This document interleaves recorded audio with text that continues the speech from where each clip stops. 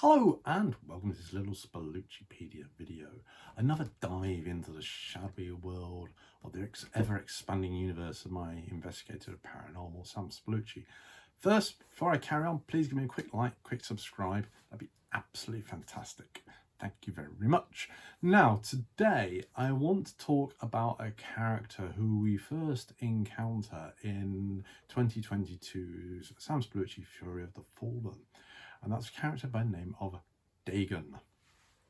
And he comes across first in the case of the generous genie. I almost forget my words there, not enough coffee this morning. And he is this character who's been imprisoned in, obviously, a genie's lamp. Sam sets him free, starts giving wishes, causes chaos. They set him free and off he goes, surprisingly, as this little sort of like ball of mystical light. And you think, okay, nice little story, perhaps that's the end of the cinema, but obviously it's not. He crops up again in the last story in the book, the case of Spurned Siren, and it turns out that he wasn't a genie after all. That's just, how he'd been imprisoned by the fallen angel Asmodeus.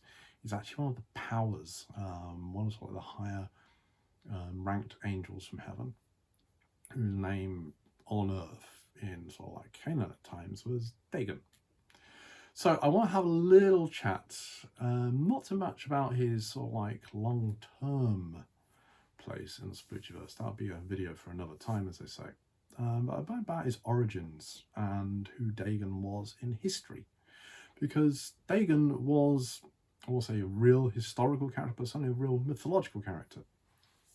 In Canaanite society, the notion of deities was changing quite constantly. I did quite a bit of research on this for Fury of the Fallen, and it's a period of sort of like history which I love, that late Stone Age, early Bronze Age period in sort of like the Middle East. We had El was sort of like the prime Canaanite deity, from what we can tell, who was sort of like this great big father figure god. Possibly transferred over into like proto-Israelite religions, El Shaddai, and we get lots of these like father figure type gods, but then fell out of favour, and we had the rise of the likes of Baal, who of course I use in Fury of the Fallen as one of the pseudonyms for Asmodeus. Another time, another video. But Baal seems to have had this rival in sort of like Canaanite religions in Dagan. So far they have uncovered two main temples in Ugarit, which was like one of the main Canaanite areas, the main Canaanite city-states. One was to Baal, the other one was to Dagan. And we don't know a huge amount about them. We've got quite a bit about Baal in sort of scripts which have been found, but not too much about Dagan. And again, even stuff about Baal is still quite, incomplete. It's fractured bits of pop which have been found on.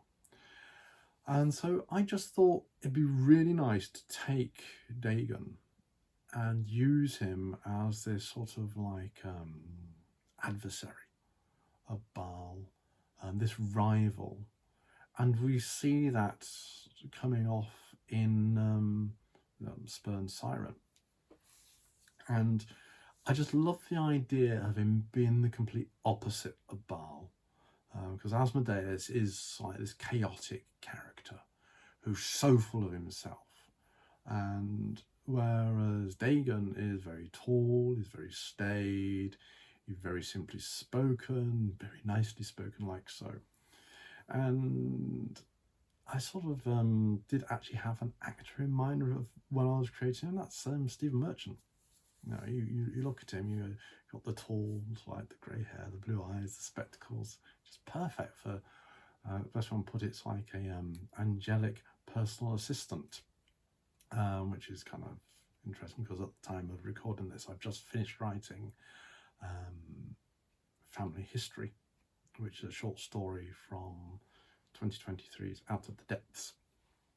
and we're going to see what Dagan is actually up to when he's not in Fury of the Fallen. So there we go. Another new character for the universe, and one which I will be going back to a few times, I think.